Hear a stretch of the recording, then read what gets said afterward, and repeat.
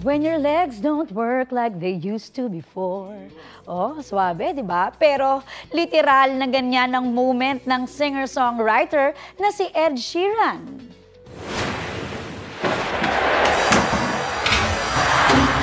Papasok pa lang kasi si Ed sa kanyang mathematics tour concert sa Osaka, Japan, abay biglang natisod. But the show must go on, agad siyang tumayo sabay tugtog at ngiti sa camera. Sabi nga ni Ed sa caption, dinaan na lang niya sa style. Oh, ingat-ingat Ed ha, magko-concert ka pa dito sa Pilipinas sa March. Kapuso, para sa mga maiinit na balita, mag-subscribe sa GMA Integrated News sa YouTube.